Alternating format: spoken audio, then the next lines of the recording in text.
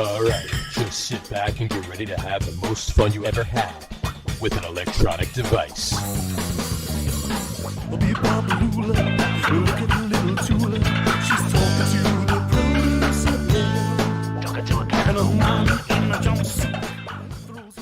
right, everybody, welcome out to the Get On With It Sports Show. It is Wednesday, February the 23rd, 2022. Jersey Johnny coming at you. And with me, as always, is none other than Mr. RadioPete and Mr. Harry Lug Nutz. Say hello, gentlemen. Hola. What's up, homies? How the hell are you guys on this fine evening? A little chilly, but other than that, fine. A little chilly. It was 70 degrees here today. Good for you.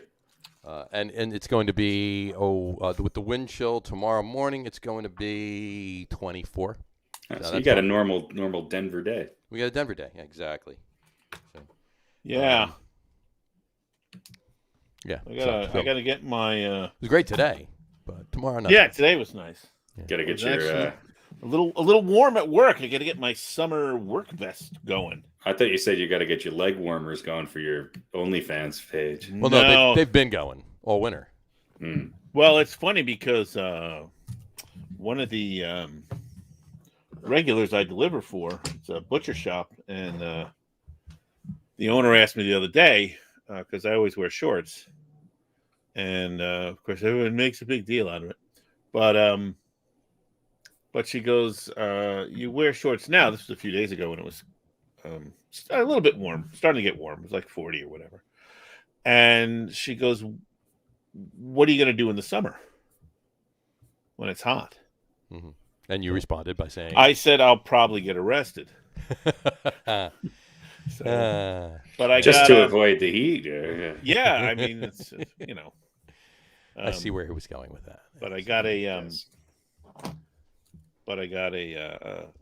nice little nylon vest on the way.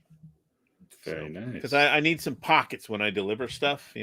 Sure. I can't rely on like shorts pockets; they're too bulky, and so I got a nice little. It's one of those little safety vests with the reflective tape. I'm gonna totally be geeked out. It's a nice blue though. It's not bright yellow or orange or anything, but just put a nice little Get On With It Sports Podcast sticker right on the back of it. So when you're walking, yeah, if I order 20 of them, I can put the logo on for free. There you go. But I came. But you don't need 20 of them. No, I was like 19 short. I gotcha. All right. Well, but listen, if we get rolling, then it could be a podcast giveaway. There you go. We can do that. We can give them away. Like other podcasts will give away sports tickets or spend a day with your favorite hockey hero. We give away safety vests, but they have our logo on them. Exactly, but people will wear them. I mean, they can't wear spending a day with your favorite hockey hero. Yeah. Well, listen, as long as they're fat guys like me, right? They're gonna love them because Sure. it's almost like a poncho, and then it's got the little clippy things on the side. Mm-hmm. So between that, actually, I got 3 different ones that I'm gonna look at and try on. But very nice. Do some product, investigations. It's just some flush them out, see what they. Yeah. See which one is gonna work the best. So. All right.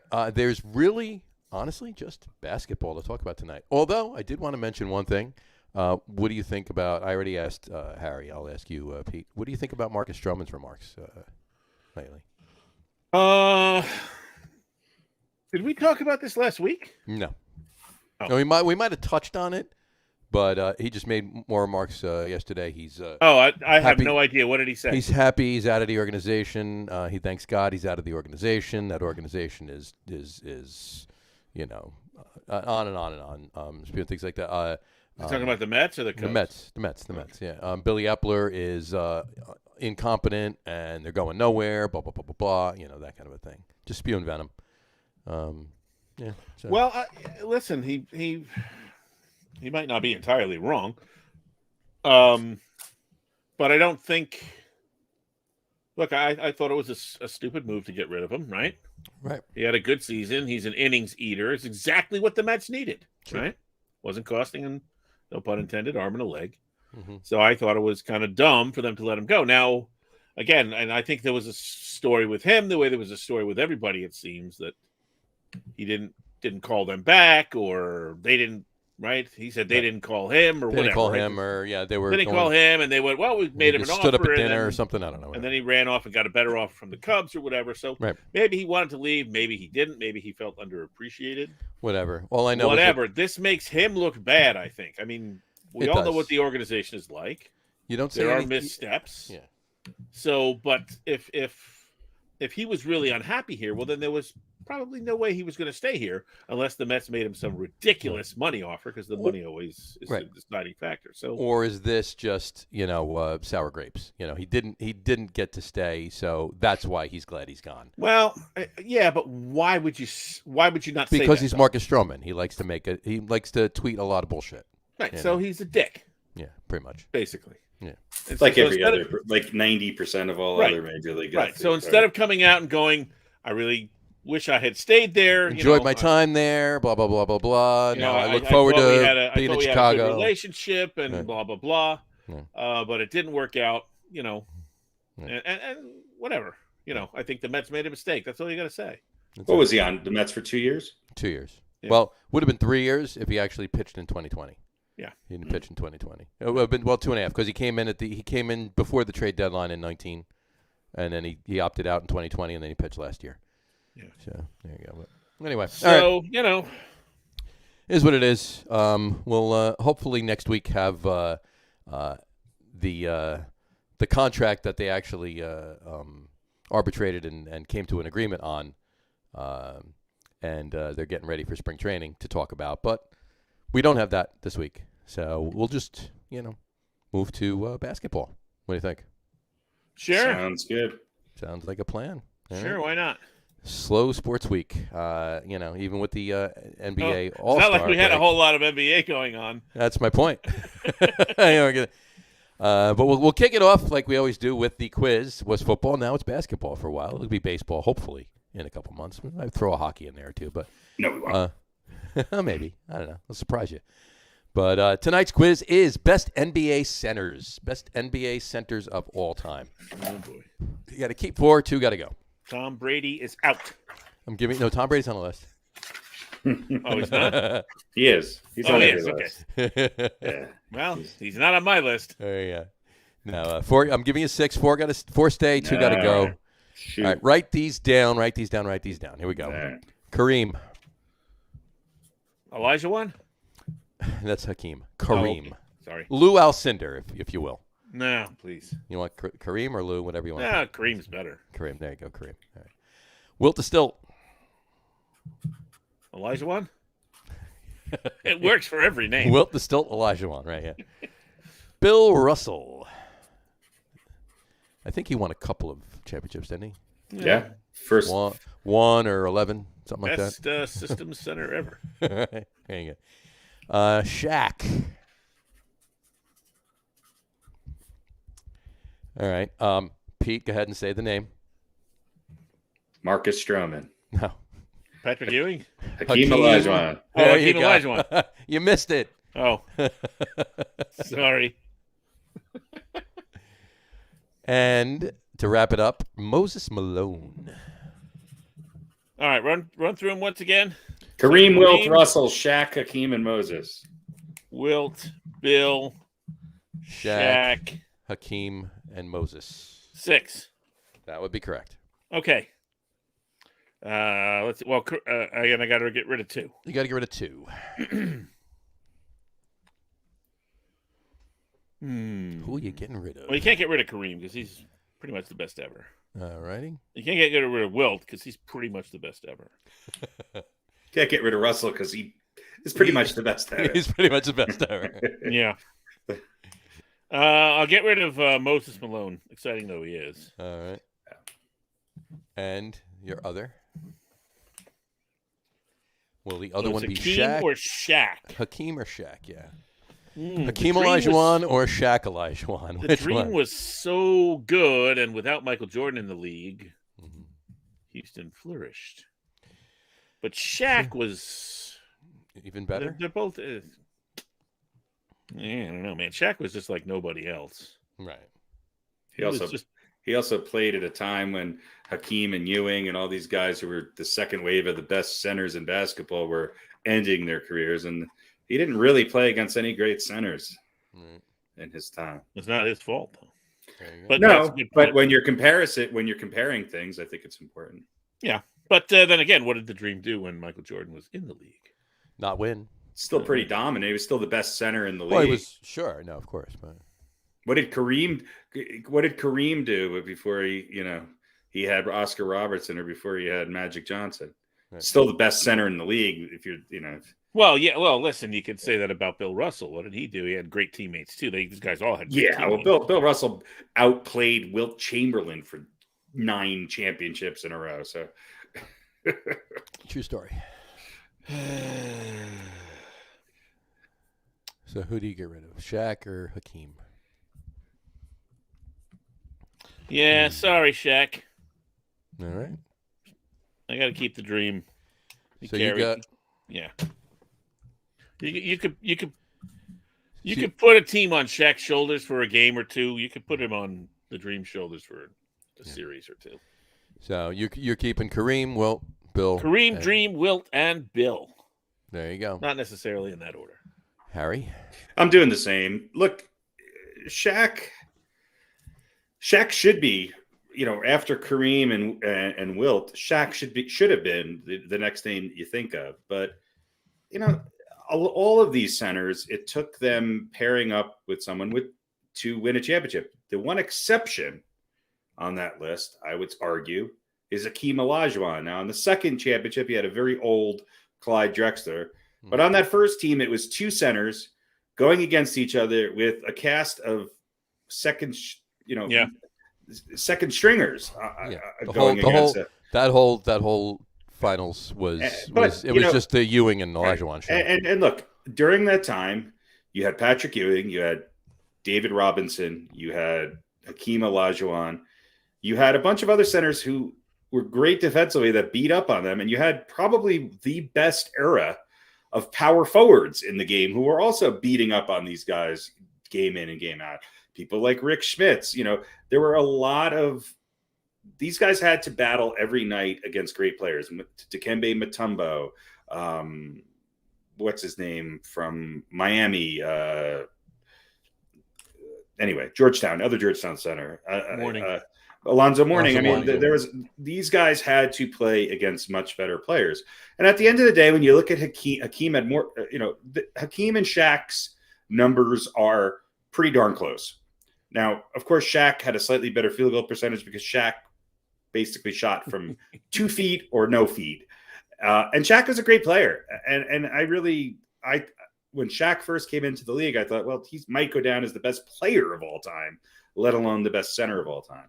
But I'm taking Hakeem. And the other 3, if you don't put them on your list, then you don't know basketball at all. Right. Okay. Moses Malone, maybe along with Wes Unseld and somebody else we might be talking about later tonight, maybe the best undersized center to ever play the game. And a guy who, again, brought a championship to another great player and the only one he ever had in Dr. J. Yep. So, yeah, I would take any of these 6. I think they are probably the 6 best centers of all time. But I agree with Pete's assessment. It's not a lot. I don't have Shaq too far behind, but I do have him slightly behind those other 4. Gotcha. All right. Cool. Good list. All right. Works. There we go. 100% agreement. There you go. Look at that. And I agree too, by the way. So 400% agreement. No, 300%. If you ask a lot of younger people, though, it's funny when we do these top 10s. Every once in a while, I started looking at Bleacher Report, which always a ranker, all these things, and it's mostly a lot of younger people.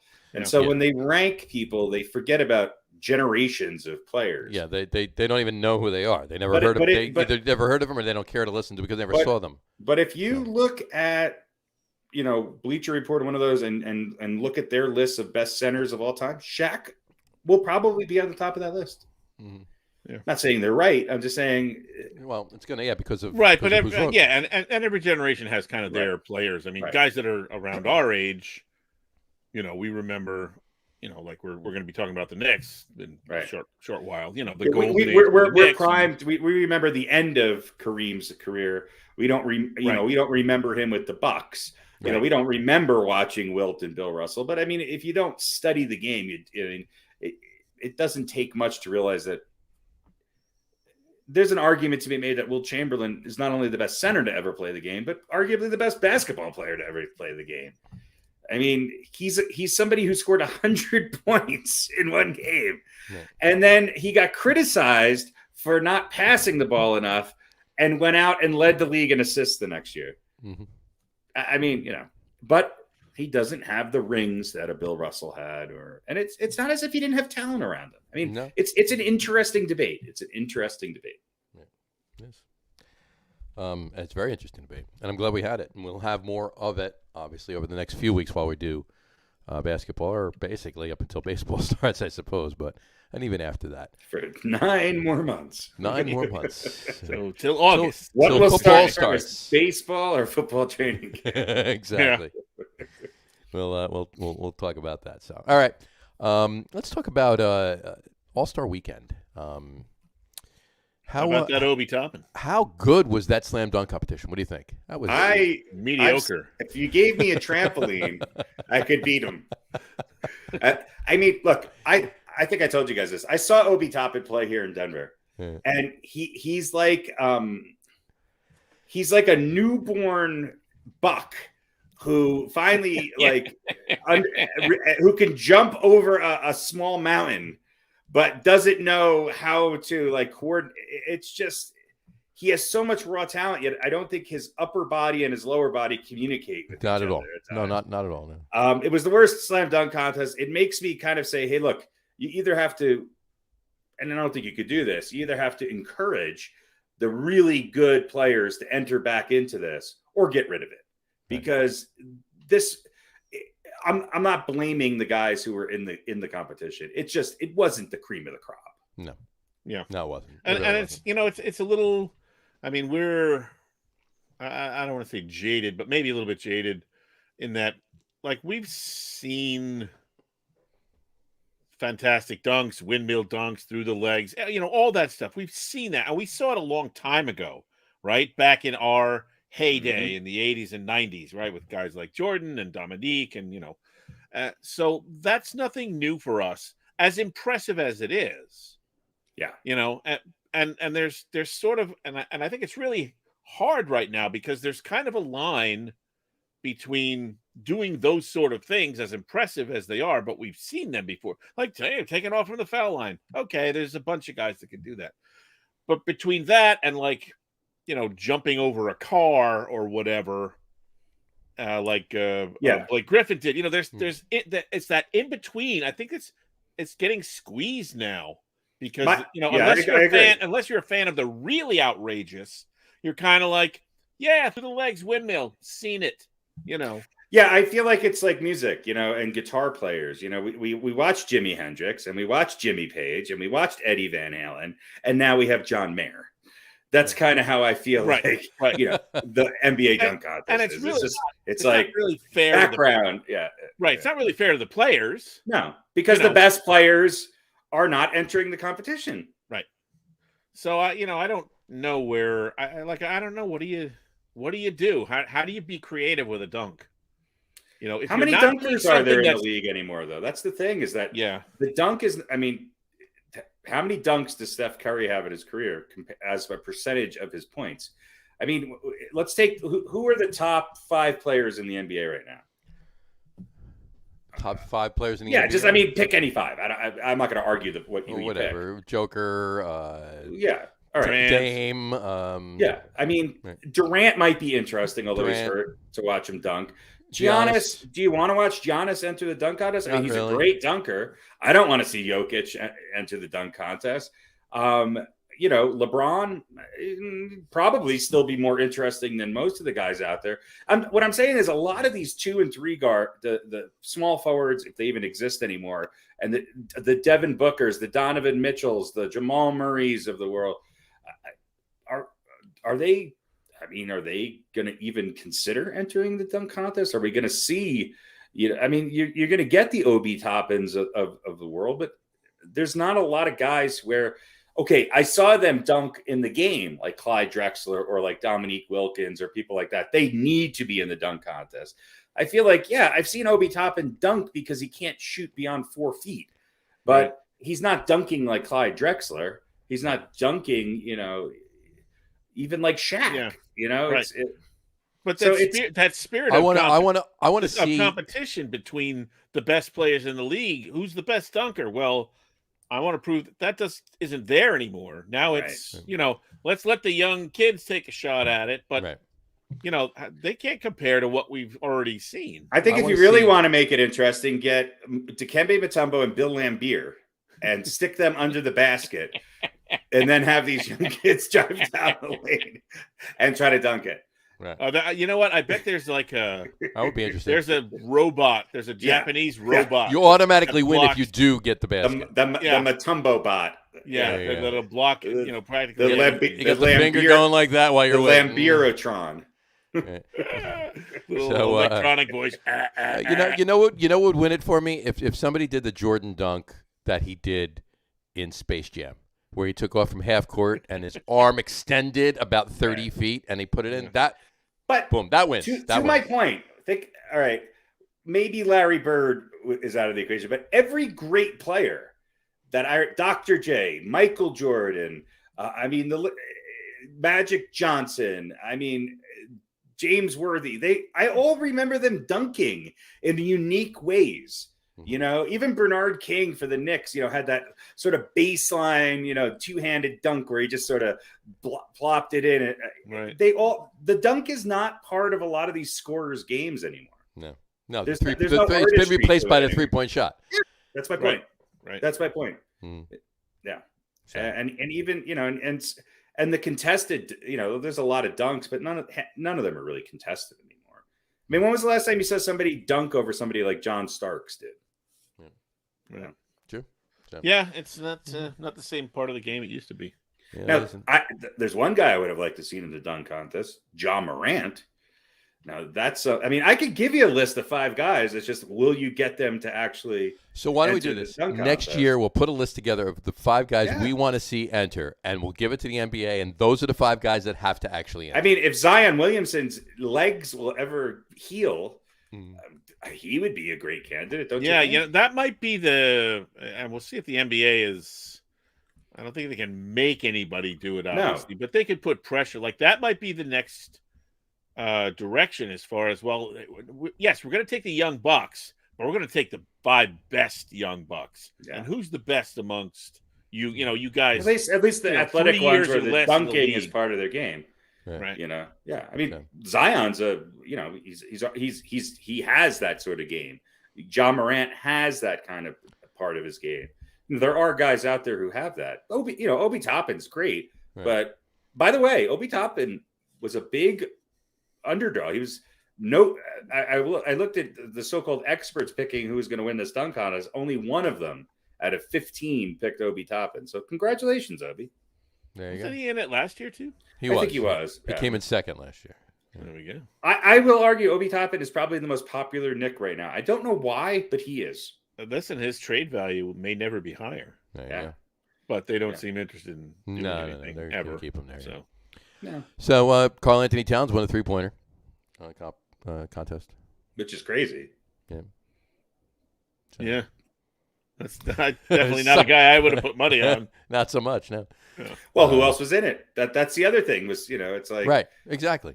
Back in the day, I remember Larry Bird going up against, other great shooters. I think Larry Bird beat Reggie Miller. An older Larry Bird beat a young.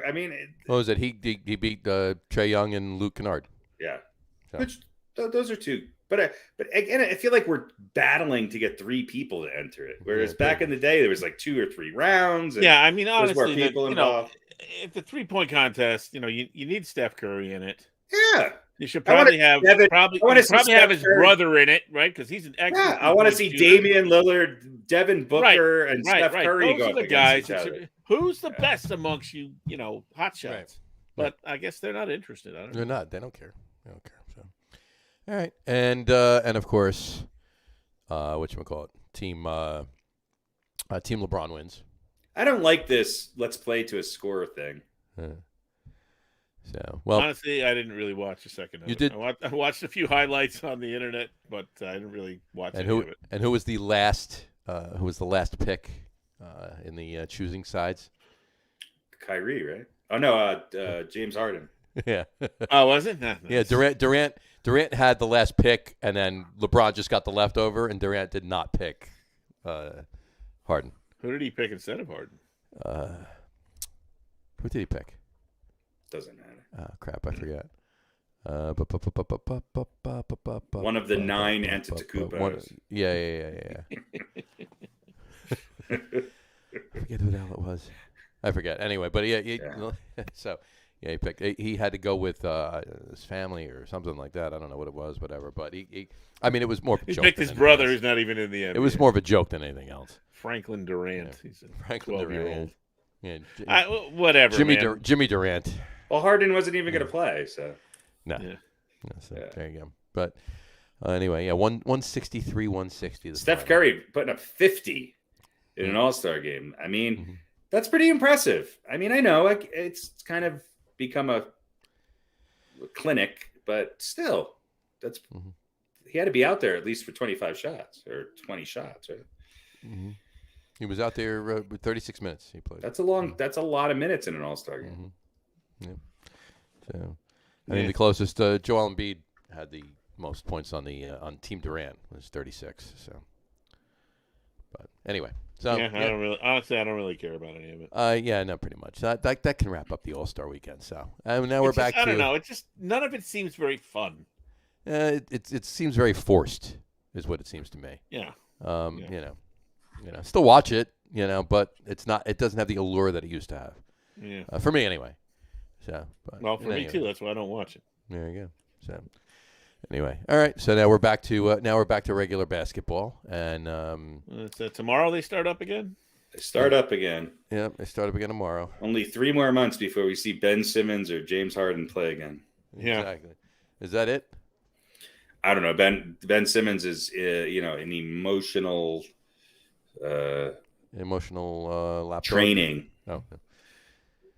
Physical and emotional training. He's got the emotional training going on. Yeah, exactly. He's got the emotional. Yeah. So anyway, once he's breaks free of the house breaking wee pads, then he'll be able to step on the court for the Nets. Right. So, any predictions for the second half of the NBA season? I think it's going to go on. It'll happen. They'll play basketball. I think the West has the 4 best teams of basketball. I think the Sixers. I think it'll be interesting to see if the Sixers are actually a better team. I'm not sure they are. And I think the Nets have gotten a lot better. And if they can get Durant healthy, look out. Yeah, no, I have to agree with that. I think it actually was a good move for them. And we talked about that last week. Yeah. Let's make our second half predictions. Let's make second half predictions. All right. Let's make just first in the East, first in the West. And the season before the playoffs. We're not going to pick the championship or anything like that. Just who's going to wind up in first in the East, who's going to wind up in first in the West. So, Harry, start us off. The Phoenix Suns are going to wind up first in the East. No, first in the West. And the Chicago Bulls are going to remain in first place. They're going to win the East. All right. Pete?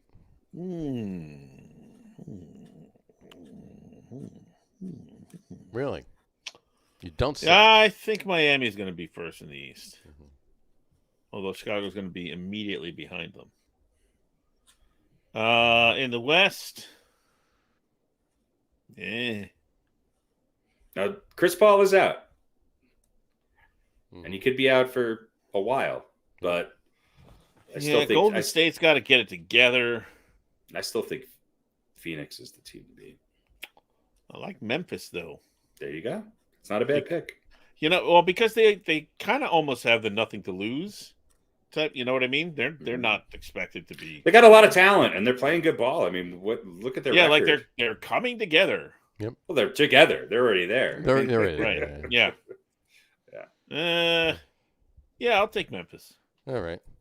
Here's what I think is a more interesting question. Oh, sorry. Go ahead, John. No, I was just going to say mine's the Bulls in the East and and Golden State in the West. That's where I'm going.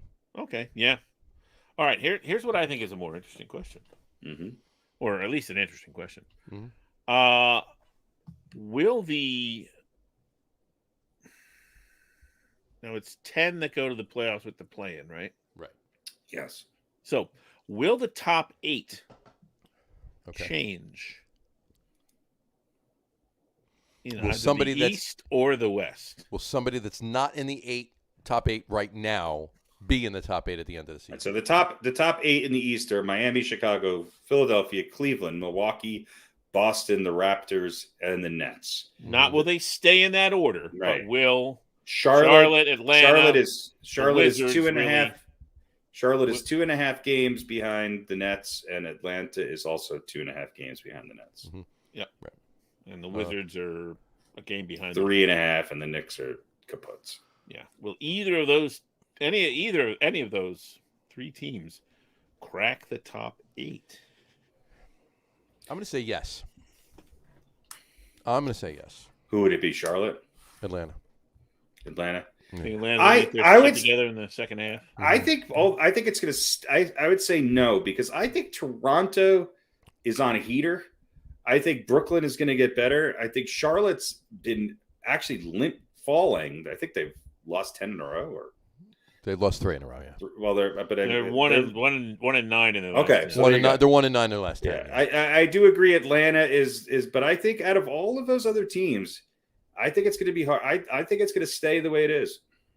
Okay, fair enough. I agree. I think it's going to be tough. Like again, barring major injuries or whatever. But I mean, Boston's been playing very well. I don't think they're going to play as well as they have heading into the break for the rest of the season. But Toronto too, and I think the Nets should increase their winning percentage. I think it's going to be tough. If it was going to be somebody, I would say maybe. Yeah, I would think Washington might be the team that can get it together, but I don't think it's going to be enough. So I think it stays the same. Right. In the West, we got Phoenix, Golden State, Memphis, Utah, Dallas, the Nuggets, and then the 7 through 10 are the Timberwolves, the Clippers, the Lakers, and the Trailblazers. With San Antonio 2 games out behind the Trailblazers. The Timberwolves are 2.5 games behind the Nuggets. The Clippers are 2 games behind the Timberwolves. And the Lakers are 6 games behind the Nuggets and 1.5 games out of the 8th spot, with the Trailblazers being 2.5 games behind the Lakers. Yeah. Well, we're talking the top 8, right? So we're not including the Lakers yet. This one stays the same. I don't see. You think the Lakers are going to have to do a play-in game? Yeah, I do. I think maybe. I mean, no, I don't. I think this one. I'm saying no on this one. This one stays the same. I think the Lakers are going to be on the outside looking in, need to play a play-in game. I think the Lakers make it. I think they jump past the Clippers. I think you might actually even see the Nuggets fall into a play-in game. I do think this changes. I think there's going to be a pretty good shift. I think you might see Minnesota and Denver change places. I think you're going to see the Clippers fall. And at the end of the day, I'm not so sure the San Antonio Spurs aren't going to jump past the Trailblazers. Nurkic is out now with some foot injury for a while. Trailblazers are playing, decent ball. I think they won 3 or 4 in a row since the trade deadline. But I think you're going to see some movement here in the West. Mm-hmm. Not at the top, but 6, 7, 5, 6, maybe even 5, 6, 7, 8. I think you're going to see some movement. All right. Yeah, it's hard to trust the Clippers. Well, I mean, look, you got to give them credit, though. Yeah, you do. Yeah, but Justin Herbert's a good quarterback. That's right. Yeah, that's true. Good. That's true. But can they hang it? Yeah, I think you'll see some movement. I don't know if you'll see a change in the top 10. But you'll see a movement in the top 8. But I think you'll see maybe those bottom 4 shifting around. Fair enough. All right. Well, we'll see. Where you guys are in agreement for both, and I'm opposite of both of you. So you think both are going to stay exactly the way they are? What's that? You think the West is going to stay as is? I think the West, the top 8 will be the top 8, and the East, no. I'm. You think there'll be some movement, and I think Atlanta cracks in. So we are at odds. There we go. All right. Cool. All right. Well, Wow, this show is speeding along. We're up to our top 10 list of sorts, if you will. Yes, explain what we're doing for basketball. All right, for basketball, we're going to do it a little differently. We're not going to actually do a top 10 list this year. We're going to be doing the top teams we'll put together. So tonight it's top Knicks. Let me throw the banner up there. By position. Top Knicks by position of all time. So what we're going to do is we're going to give you the top, the first team, point guard, shooting guard, small forward, power forward, center. And then the second team, same thing, and then we'll give you our reserves. So there'll be basically 15 names. So we're going to kick it off with the Knicks tonight. I guess why don't I read? I'll read the top, the starting first team. You don't have a graphic? Come on. And I didn't make a graphic. No, we'll have to do it. I'll read the starting 15. We're just starting first team. I'm not doing my list before 6 p.m. anymore if you're not going to make a graphic. No, I can't. I didn't make the graphic. When was the last time I made a graphic with the top 10 other than just... Well, you had him scrolling down the bottom. Yeah, so no, I have those graphics. Sure I do. Oh, okay. There we go. So I'll put them up. So our top point guard in the first team, this is the first team for the Knicks. Our first team, our starting point guard is Mr. Walter Clyde Frazier. Walt Clyde, point guard for the first team of our list. No brainer. Absolutely not. None whatsoever. This should not have even best been... top Nick of all time. Should not have even been a question. Walt right Frazier. There. Dishing and swishing. There he goes. All right. Our starting shooting guard for the Knicks on our top Knicks list tonight is Mr. Earl of the Pearl Monroe. No brainer here. We were all in agreement on this one as well. Yep. Absolutely. Didn't play for them for very long, but was a short career with the Knicks, but he was great. He was even great after, he stuck around a while after that team was gone. He was sort of the star of what remained of the post, and he was was he there like almost 10 years? That's pretty good. Yeah. Well, 9 years. Was he? Okay. Yeah. Well, for the time of the championships, it was a short career in those championships, and he stayed, and the team kind of broke off there. Right.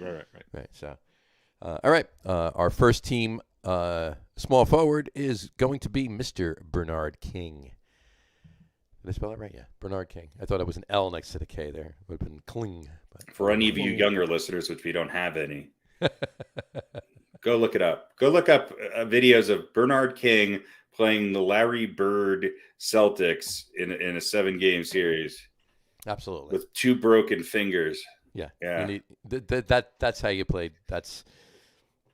This people think the biggest nightmare that Knicks fans have is John Starks in games. No, the biggest nightmare Knicks fans have is the fact that the Knicks got rid of Bernard King when there was a possibility that after his injury of coming back that he could have played for a few seasons alongside Patrick Ewing. Mm-hmm. And I'm going to go out as the great prognosticator and say, had that been the case, if King and Ewing were able to play together, the Knicks would have had a championship. Absolutely. I agree 100%. Absolutely. Although he had injury problems later in his career, right? I think. No. I mean, he had a devastating injury that he came back from. Was the comeback player of the year when wound up, being an all-star again with Washington and having some really, really good years. He did. He had a shortened career due to injuries, but the injuries happened. The worst injury happened when he was a Knick. I mean, I remember the night he went down. I was like, ugh. I know this was our first disagreement, right? Yeah. This was our first disagreement. Yes. Harry and I said Bernard King, and you had said our second team small forward. Yeah. You switched them. You right, had them flip flopped. Right. So we'll get there. Which by the way, the argument also could be made that the best small forward that ever played for the Knicks is on our reserves. So this is a pretty much like center. The Knicks have had some pretty damn good small forwards before. Pretty much. And a few of them are in the Hall of Fame. Yes. And one will definitely probably be in the Hall of Fame once his career is over. Yeah. This is true. So there you go. And moving to our power forward on our first team would be Mr. Dave DeBusschere. DeBusschere, I mean, I think he's a name that gets forgotten, but man, My dad just used to tell me about Dave DeBusschere when he would rub it in that he was alive when the Knicks were winning championships. But Dave DeBusschere was just a really vital piece of those championship teams for the Knicks. Well, we were all too, but we just don't remember. Yeah, well, we were barely alive. I mean, people still had to wipe our ass. But yeah, it was Dave DeBusschere. I mean, it's hard to make an argument for anybody else here. Yeah. Right. Well, yeah. Pete went to grammar school with Dave DeBusschere. Yeah.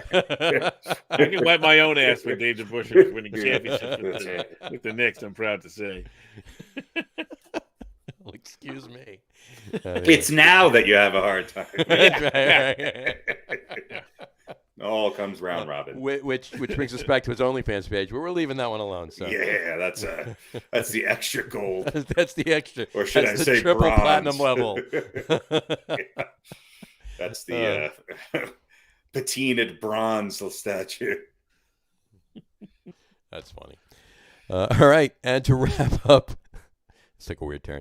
And to wrap up our first team of best top New York Knicks of all time, it would be our center, and that would be Mr. Willis Reed. Yes. Not who you thought it would be. His name will be mentioned. Don't worry. Look, I spent hours pondering this, and at the end of the day... Pete spent minutes pondering this. Pete didn't ponder it at all. I did, but it wasn't... it wasn't hours. Willis Reed... It just wasn't... No, this wasn't enough of a case. Yeah. Yeah, Willis Reed was an incredible player. And you know, moments do matter. And I think that arguably the greatest moment in Knicks history was Willis Reed coming out of the tunnel, hitting 2 shots and sitting down and letting the greatest player in Knicks history have the best Game 7 in the history of the NBA playoffs. But yeah, I mean, Willis Reed was a guy who, and look, it wasn't as if Willis Reed didn't battle against some really great centers in his career. I mean, look, the other day in the All-Star game, the guys Willis Reed battled were all there in the NBA's top 75 of all time. Like people like Wes Unseld and Wilt Chamberlain. And I mean, Willis Reed beat Wilt Chamberlain twice in the NBA Finals. Yep. A team that also had Jerry West on it. Right. So, yeah.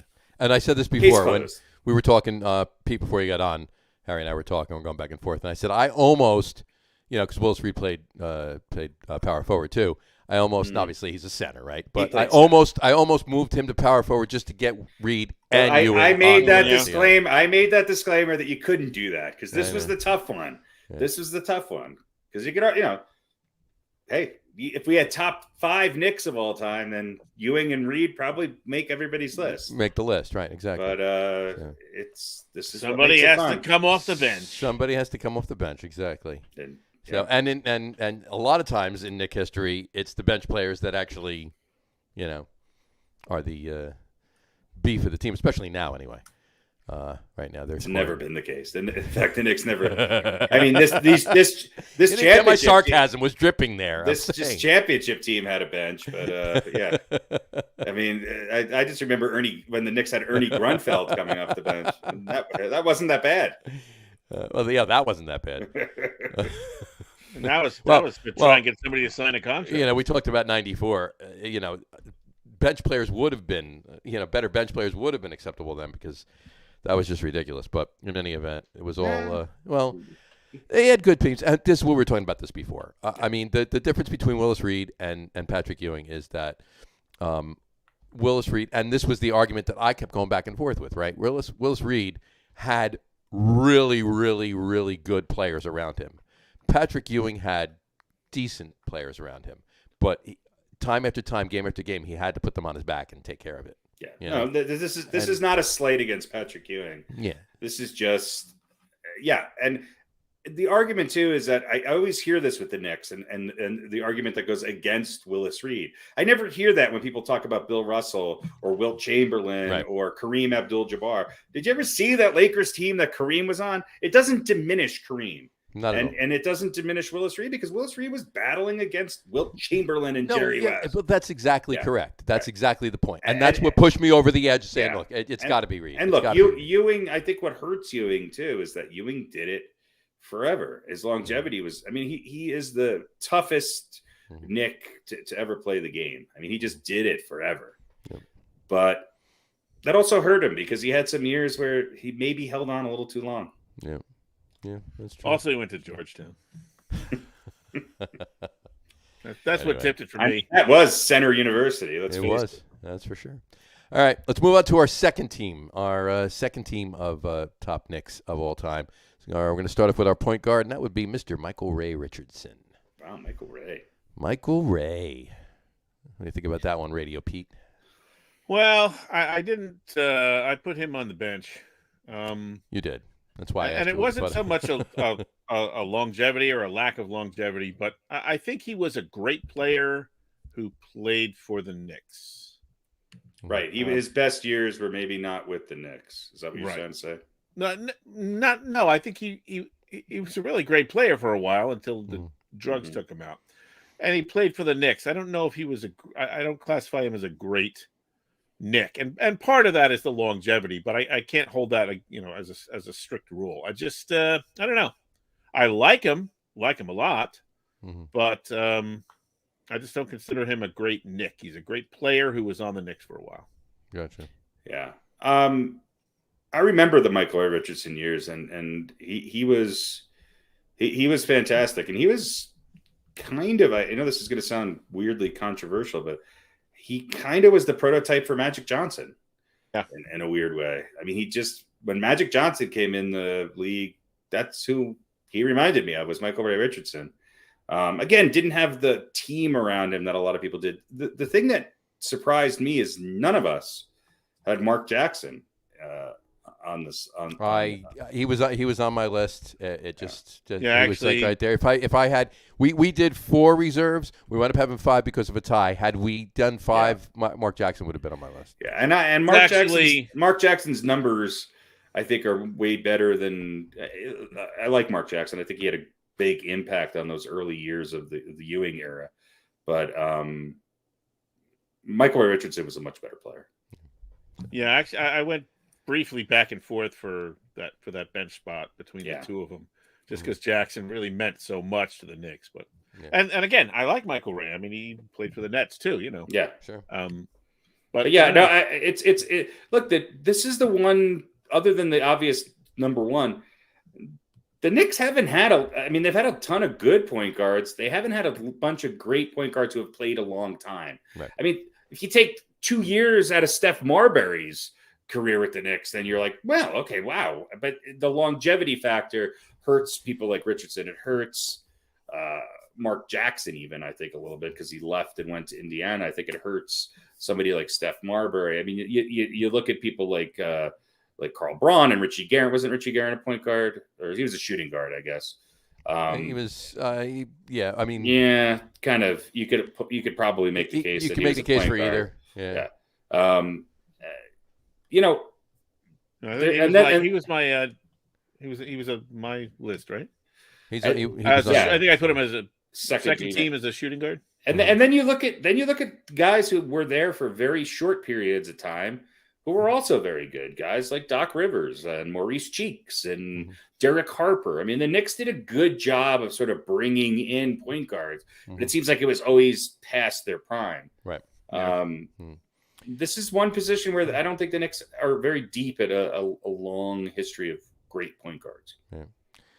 And they probably never will be, because it's a position that's sort of dying on the vine. It's fallen by the wayside, yeah.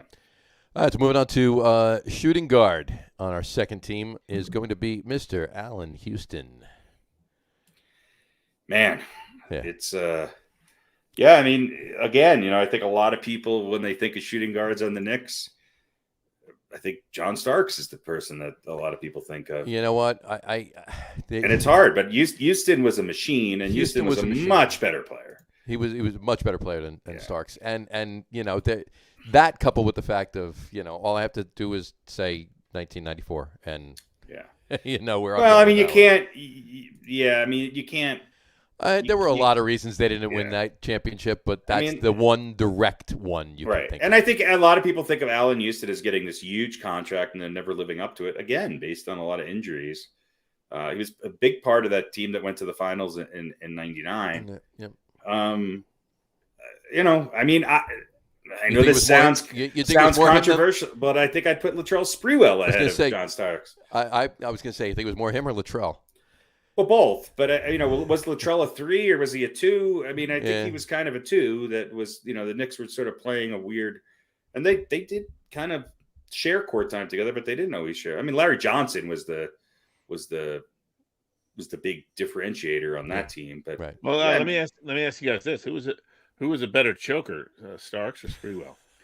Well, couldn't get through that in prime time. Starks on camera. Starks. Yeah. Look, poor John. In practice, I believe it was Sprewell, right? Sprewell in practice. Yeah. I mean, it's PJ Carlesimo. Do you blame him? No, not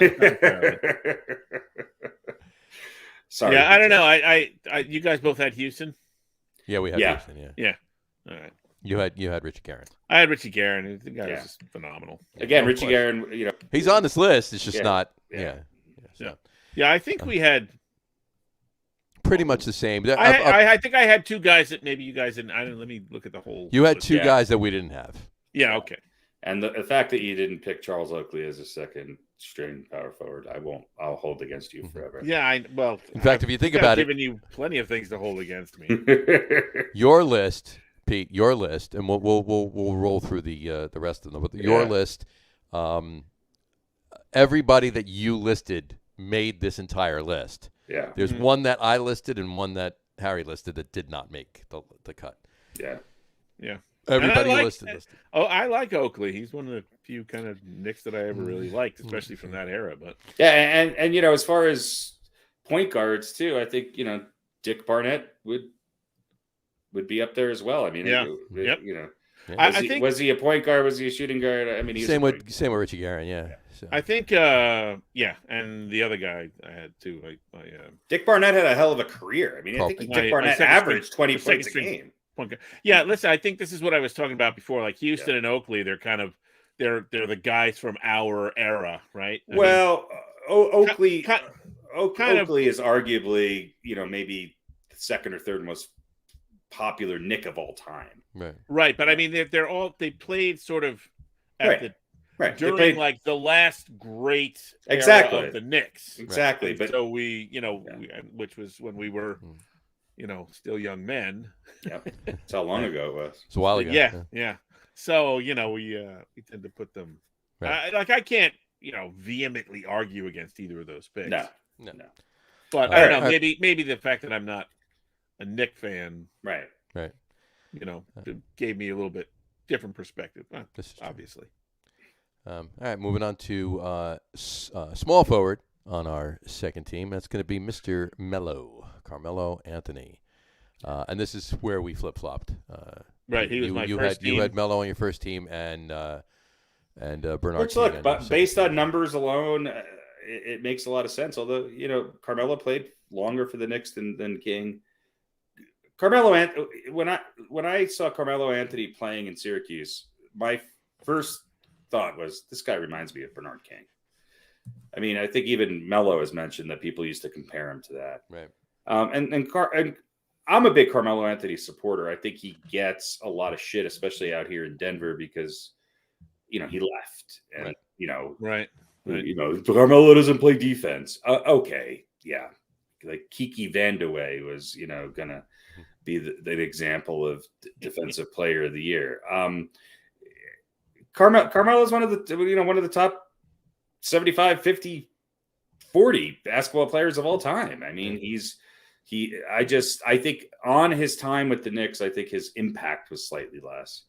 But look, for that brief period of time, the Knicks had some hope and did far more than any of the teams since Carmelo's left. So, yeah, for me, this was sort of where the years played.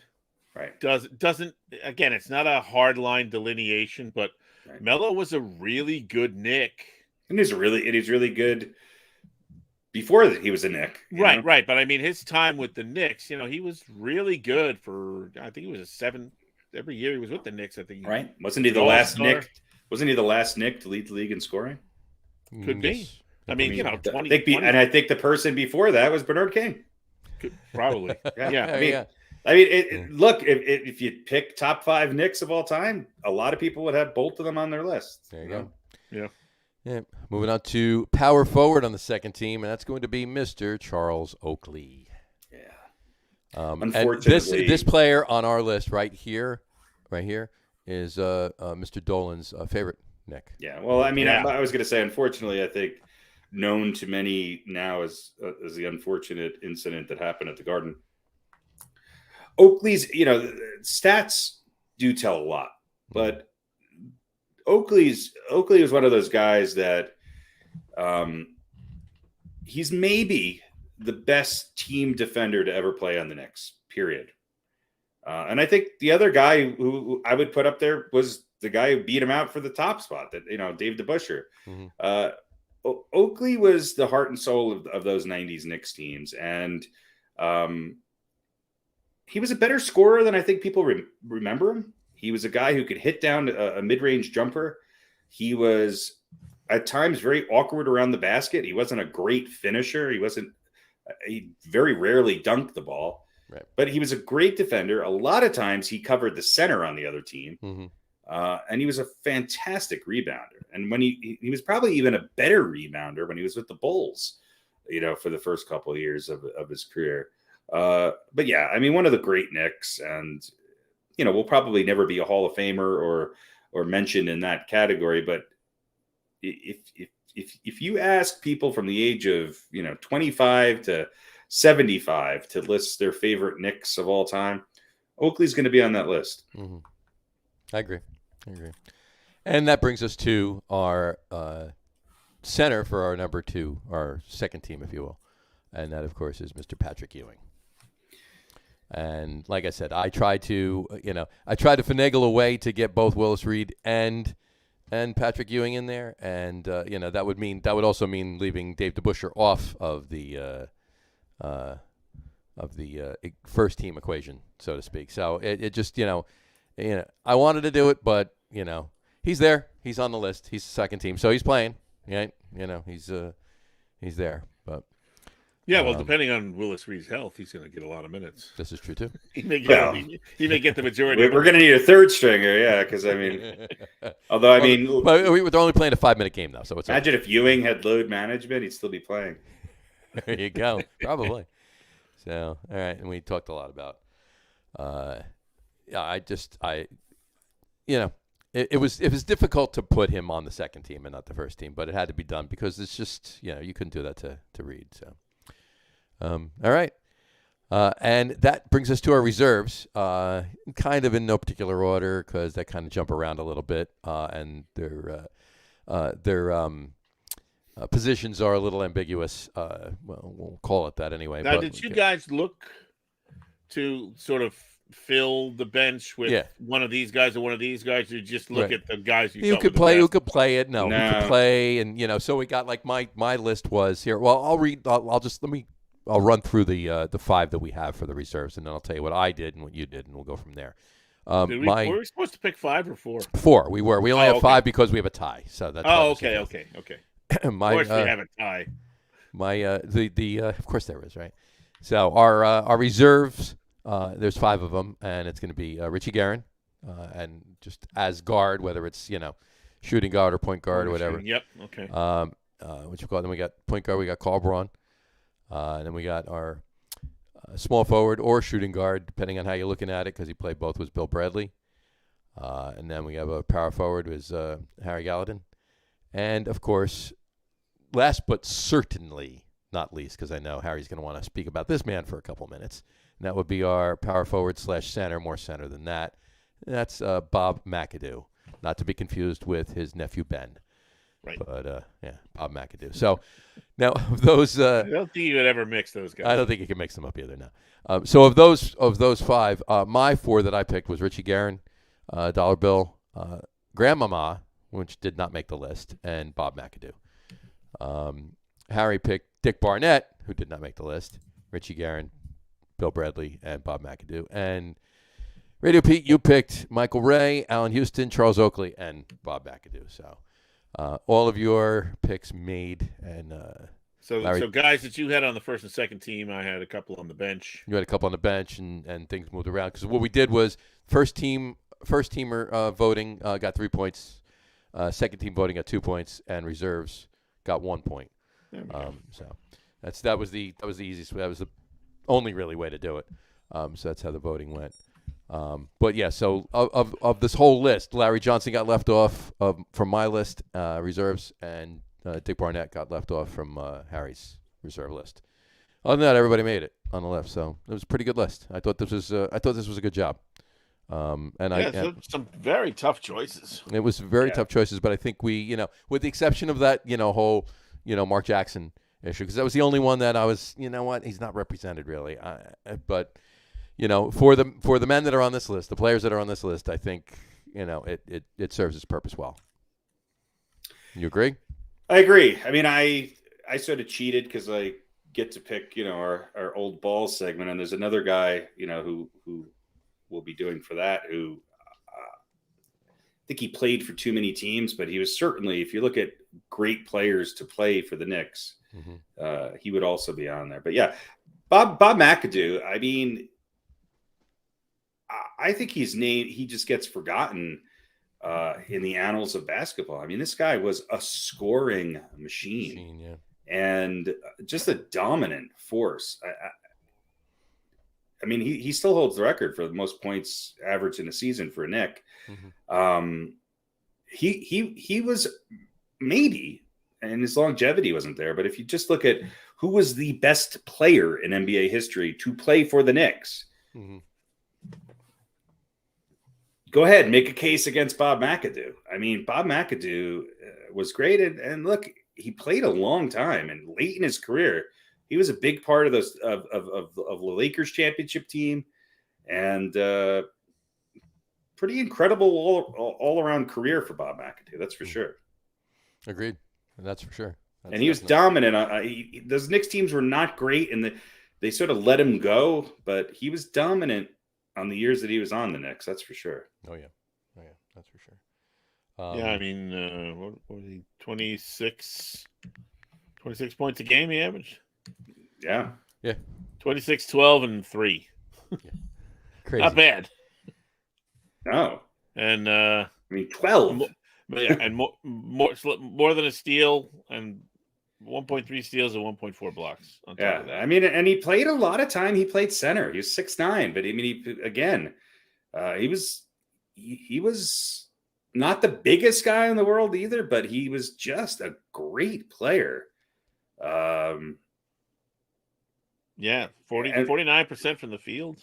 Man, and I just wish the Knicks would have been able to hold on to him, because I think he went on to play for a lot of teams after that. And it wasn't until the 80s, right? When he won the championship. Did he win twice with the Celtics? 80 or the Lakers? I mean, 82 and 85. Is that when he won? Yes. Yeah. So I mean, 82 and 85. I mean, he was on the Knicks in 76. So 10 years later, almost, he was winning he's a 3-time NBA scoring champion. And then I think he went to Italy for 5 or 6 or 7 years. He's still playing. He's still playing in the Israeli league. He's in the Israeli league right now. He's 70. He's averaging 16.9 points a game. Yeah. Oh shit. So I thought this was a good representation. I thought this was a good list. I think I'm happy with this the way it panned out. So, all right. Shall we do old balls? Sure. Harry, why don't you tell us who this week's old balls is? Week's recipient of the old balls designation and award is none other than Mr. Jerry Ray Lucas. Again, a great power forward who played for the Cincinnati Royals, the San Francisco Warriors, and then came to the Knicks in 1971. He was an NBA champion on the 1973 team. He played in the NBA Finals where the Knicks lost. He was a 7-time All-Star, 3-time NBA All first team, which is not an easy thing to do. 2-time NBA All-Second team. He was the NBA Rookie of the Year in 1964. Part of the NBA 50th anniversary team and the NBA 75th anniversary team. By the way, he was also an NCAA champion, and he was a big part. I mean, again, my dad and uncle, who were big followers of these Knicks teams in the 70s, talk about Jerry Lucas and just how important he was to those Knicks teams. And the ball got shared a lot on those teams, that's for sure. But he was a tough guy, and he was, imagine that front line when you could have Willis Reed and Dave DeBusschere, and then you got Cazzie Russell, early on, and then after Cazzie Russell, you got Jerry Lucas coming in off the bench. I mean, it's pretty incredible when you think about it. He was also kind of an odd duck in that he could memorize the phone book. And he demonstrated this on like television, so yeah, I mean, these Knicks teams, if you really look at the players that were on here and the characters that were on these teams, you got when Jerry Lucas and Bill Bradley are the afterthoughts, those are some pretty good teams. He was a great passer. Great defensive player, tough guy, pretty damn good scorer. In 1972, he averaged 18.6 points a game for the Knicks. So I don't know. I think he's another Knick that doesn't get brought up a lot, but he was pretty instrumental in that second championship, and just seven-time All-Star, NBA All. And when you make it onto the 50th and 75th anniversary teams, and you don't even make it into the top Knicks of all time, I just think he's worth a mention. Mm-hmm. Agreed. Yeah. So, all right. Well, that's. Yeah. By the way, his career NBA statistics: 17 points per game, 15.6 rebounds per game. 15.6 rebounds per game. Yes, that's awesome. Yeah, that's great. Those are amazing numbers. Just crazy. So, well, there you go. Jerry Lucas, this week's Old Balls. Old Balls. All right. So, yeah. I mean, I guess that wraps up NBA. Huh? It makes me excited about the Knicks, but sad that I think now they are 10 years from now, I don't think we're going to be adding Obi Toppin or I don't think so. RJ Barrett to this list. No, I have to agree with you on that one. Well, listen, but you never know. You guys maybe Kemba Walker makes the list. Do I want Zion now? Yeah. No, I don't want Zion. Well, listen, you get Zion, you'll have three Dukies, and then Coach K can come out of retirement. There you go. Coach him. Look, I mean, the question I have for the Knicks is this just following the Tom Thibodeau sort of playbook where he seems to come out of the gate pretty well. He's got a team following into his system, and then slowly he loses them. I mean, there's a lot of chatter in New York about, is Thibodeau the right guy now? Yep. I think you got to stick with him. I don't think there's somebody better. You can't make a change there. now. You got to stick with him now. If it continues down this path next year, that's a different story. But hopefully he can wrangle in, and hopefully I think your front office has done a much shittier job. Yeah, I don't absolutely. I'm not happy with. I mean, they haven't given him the right kind of. I think the Knicks need to change. I think the Knicks need to change ownership so that there's I think that Dolan has kept a lot of free agents from signing with the Knicks. And I think he's going to continue to do that. Yeah, and look, I'm not saying that that's the answer for the Knicks, but it is. I mean, the Knicks need to bring a big name player to New York. I like Julius Randle. I think he's a great player. He's, I'm not going to criticize him for his numbers being down this year, right. But Julius Randle and RJ Barrett alone are not the answer. And it's just being proven in the numbers. The Knicks are not as good a defensive team. They're not a great shooting team. The ball doesn't move as well as it did last year. And they just don't have the right chemistry and the right mix of talent. And that definitely falls on the front office. But what free agent is going to turn this Knicks team around? That's the question, right? Who knows? Who knows? I just don't know. I don't see the Knicks being able to attract somebody in the offseason that's going to be a game changer. I agree. And I think, well, what I was going to say was maybe we could, once the Mets, baseball starts again and the Mets get over the hump or whatever, maybe we can petition Steve Cohen to, buy the Knicks too.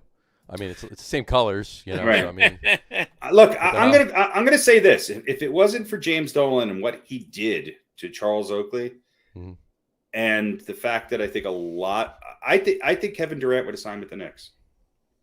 I really do. Mm-hmm. I think LeBron James would have considered the Knicks at some point. I just think that this Durant didn't come here. LeBron James didn't come here directly because of Dolan. So. Absolutely. So. Yeah, he didn't even meet with them, right? LeBron right. did. Yeah.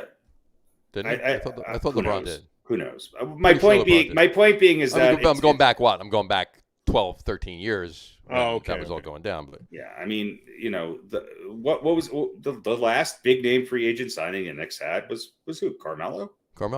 I mean, Amari Stoudemire, I don't really count, but why not? Yeah, well, he's horrible. he's what Obi Toppin.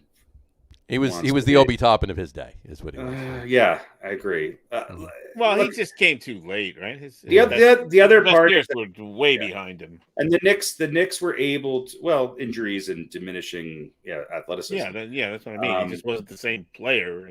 He wasn't able to transform his game like a Kenyon Martin or some other players who had more length in their careers. The Knicks have always been able to build competitive teams based on bringing. Think about the veterans that the Knicks were able to bring in the past. It's just not going to happen unless there's a change in ownership. And I don't know how you force that unless a Spike Lee and other big name season ticket holders say, screw this, we're not coming to the Knicks games anymore. It's not going to happen. It's not. All right. Well, yeah. we will. What? I'm sorry. They'll just get replaced by visiting celebrities. That's true. Well, they're all visiting, right? They're all visiting. The exception of Spike Lee and Woody Allen. I heard Woody Allen was kicked out of Madison Square Garden and that's why you haven't seen him there much lately. Probably. Spike Lee even had a run-in with security. I mean, it's ridiculous. It's ridiculous. Yeah, it is. All right. Well, we'll talk more about basketball. Well, actually, can I bring one thing up? You can bring one thing up. Yeah. One thing. 3 seconds. Go. Oh. All right, that's it. That's it. Oh, no, it's after 9. We want to get out in an hour. Good luck with that. Well, the NCAA looks like they're going to get rid of standardized test score requirements for athletes. I don't know if you saw the story. I didn't, no. Divisions 1 and 2 taking a step towards removing standardized test scores from initial eligibility requirements for future student athletes. Wow. Committees from both divisions unanimously recommended removal of the test score from initial eligibility requirements. The Division 1 committee and the Division 2 academic requirements committee met the 10th and the 9th of this month.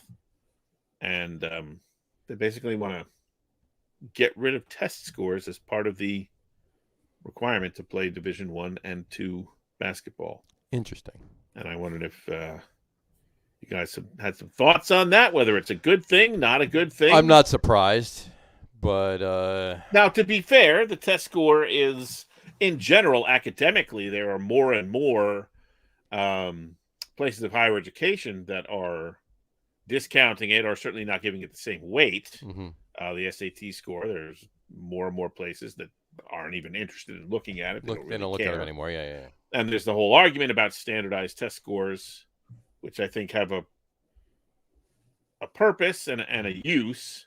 Mm-hmm. But unfortunately, they're not always used for that or only for that. Right. So academically, it's becoming more and more a thing of the past. Right. But I don't know. Is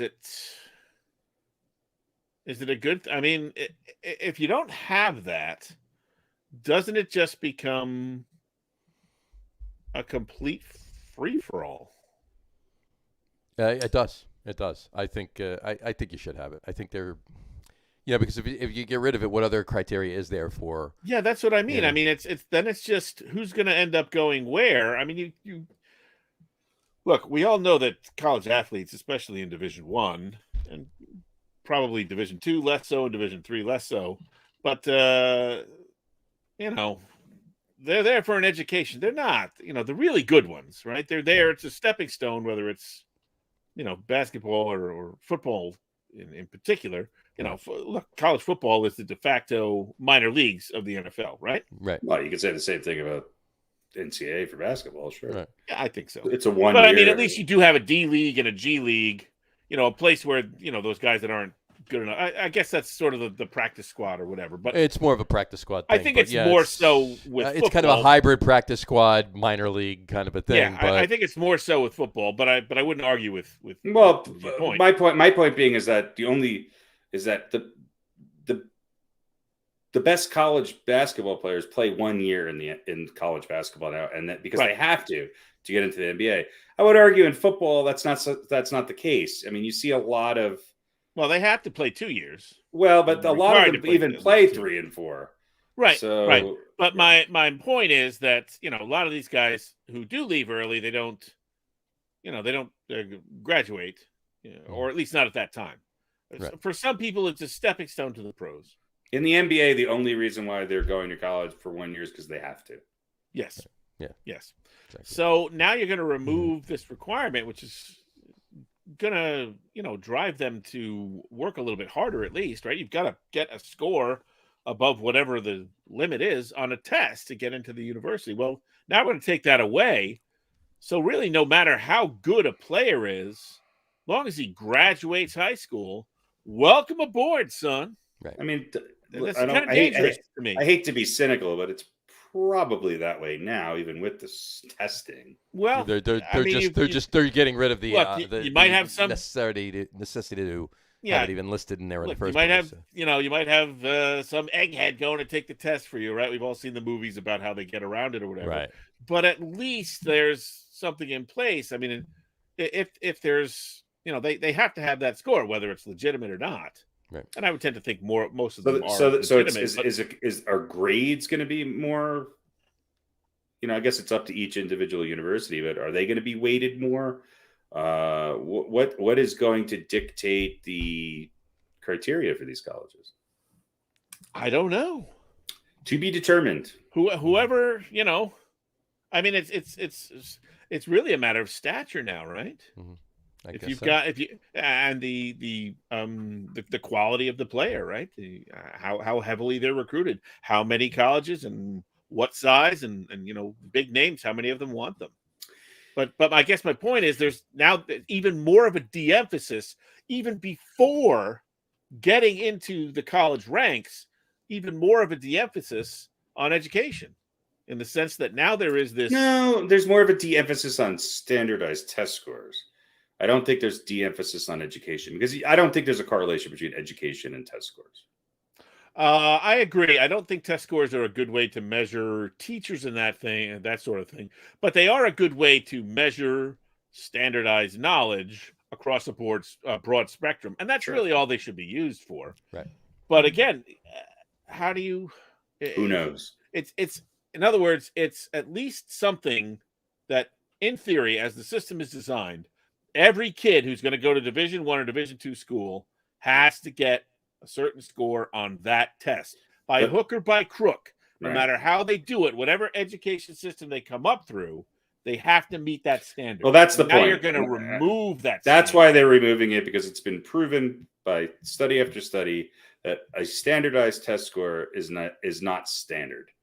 Because for many people, especially those who come from less fortunate backgrounds, that standardized test score and the education that allows those in better situations to excel at those standardized tests, it's a hindrance in many people's educational backgrounds. So something will have to be replaced to it, but we can't have a standardized test score until there is standardized access to information and education. Right. I agree. It's not a good judge of the quality of the education, but at least it is a block. I agree with that. I agree. At least it is a block of knowledge, right, that someone must possess in order to. If they can think of another way to do it, and have it be a sliding scale, have it be a little bit more fair. I mean, I like Harry just said, it's not a standard thing. So if there's a way, and then I know this isn't necessarily fair, but it is what it is, and grade them on some form of a, I don't want to say sliding scale, but grade them on some form of a, based on their academic history, what they went through, what they were taught, how they were taught. And I can see that, but just getting rid of completely everything and have it be a free for all, there's got to be some form of a happy medium they can find. That's my input anyway. It's my 2 cents. Way above my pay grade. It's above my pay grade too. So that's my opinion, and that's what he asked for. So I gave it. Yeah, I say diversify education, give kids an opportunity beyond the standard college education, and let's take all that money from Division I football and put it into music and art and science and physics, and give women's athletics a fair share of the money too, so that we can get more people involved along those lines. Hold on, I'm looking for my ding, ding, ding, ding, ding, ding, ding, ding, ding button. I can't find it anywhere. So, but you get the idea. Yes. Yeah, I mean, I certainly think if you spent the money that gets spent on Division I college athletics could easily fund a minor league system, couldn't it? Pretty much. I mean, it's millions, if not billions of dollars. It is a minor league system. Right. Yeah. But I mean, without being under the guise of, they're trading that athletic for an education. Right. Yeah. Just if they're good enough right out of high school, go into the minor leagues and you want to have them, say you had to have to play there a couple of years, okay, fine. But there is no minor league basketball. There is no minor league football. There isn't baseball. And a lot of people do forego college and go into the minor leagues of baseball. So my concern is less about on the athletic side of things. It's more on the non-athletic scholarship admittance, where I think it becomes more of a challenge. But maybe there's some better guidelines to follow. Some comparative. Maybe it comes down to the individual student a little bit more, and they don't automatically get disqualified based on a standardized test. Kind of where I was going with that. Yeah. Exactly. Yeah, I mean, the other thing they often look at is the academic progress. Right. Yeah. Well, he didn't maybe score on the standardized test as well as, but I guess I'm just saying that. Right now. My point is, you could be a really, really great player who is really lousy academically. Well, that's what I was going to say. And without some sort of benchmark, you can get that shot. And maybe that's not what's best for. It's a combination of SAT score, rebounds per game, growth in height in the last 3 years, and bench press. I think that's fair. Yes. Maybe I think that's fair. Maybe high jump. That's right. And a high jump. Yeah. I don't know. I how many Instagram followers you have? I worry. I mean that gets you in the door. Then the other stuff happens. Right, exactly. Right. Yeah. Right. So. All right. Interesting. Fair point. It's that's interesting. TikTok video. I mean, isn't that the application now? You have to do a TikTok video. You have to do that's how you even get the appointment. Get 10,000 likes on your TikTok. All the introverts are definitely being unfairly compared. Exactly. So. All right. So and teams played hockey. There you go. That's right. Rangers are third. Yes, they are. So we'll talk more about hockey as we get close to the cup. No, I'm kidding. We'll talk more about hockey if there's a continued baseball strike and an NBA lockout. Wasn't Montreal in the finals? Was it last year? Montreal was in the finals last year. The Expos were great. They're fucking terrible. They are. Yeah, we talked about that. Yeah, they were, and it was Montreal and Tampa. They're worse than Buffalo. Yeah. So, Montreal, like a lot worse than Buffalo. Yes. Like 25% of their points worse than Buffalo. Crazy. All right. Yeah. Insane. But a wonderful international city. It was very good. So, all right. Well, anything else? I think we're good, right? We're wrapping it up. We're wrapping it up early tonight. Look at that. Love it. I wanted to talk about the forced child labor in Jakarta, but we can say that. We'll tweet about that and save it till next week. All right, fine. Go to Radio Pete's Random Thoughts on iTunes and Spotify. On Spotify. It's called I Read Something that it got my hackles up. Radio Pete read something today. Oh, do you want to do an over-under? Or do you want to save it for next week? John has to go. All right. Is it a quick one? No. No, it's not a quick one. No, it's not. All right, we'll save it for next week then. All right, we'll save it for next week. It's a really, really good one. It's a good one. Oh, good. Right. Well, why don't you preface it? We'll think about it. Or you want to just do it all in one shot? Nah, we'll do it all in one shot. I don't want to give anything away. All right, fine. All right, fair enough. All right, we'll do it next week. I'll say this. For both of our listeners, you'll either think it's really great and hilarious, or you will not. Or you will go the opposite. You will go, what the fuck is that? All right. So I like it could be controversial. It could be controversial. Could be controversial. Ooh. Tune in next week. Radio Pete's controversial over-under. Potentially controversial over-under. And Jakarta. And the Jakarta child labor laws. The Jakarta minor league of football. Exactly. Well, that's what it is. No. Yeah. But anyway. All right. Football. On that note, then, we will wrap the show for today. We want to thank everybody for watching, and for those of you just listening to the audio podcast, thanks for listening. Don't forget to visit our website at www.getonwithitpodcast.com. That's getonwithitpodcast.com. And please remember, like us and follow us on all of our social media, Facebook, Twitter, and Instagram. Just search for the Get On With It podcast.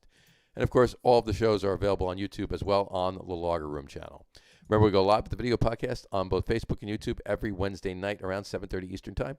And for those of you that just want to listen to the audio podcast, you can do so on Apple Podcasts, Spotify, TuneIn, Stitcher, Google Podcasts, Amazon Music Podcast, and iHeartRadio as well. And if you haven't done so already, please subscribe to one or more of those feeds, and you will never miss a show. Again, thanks for following along with us. Have a great rest of your week. Have a wonderful weekend. Watch basketball as it picks back up again tomorrow. And we will talk to you next week, where we will have a very controversial over-under. Potentially. Yeah. So enjoy, folks, and we will talk to you soon. Have a good one. Cheers.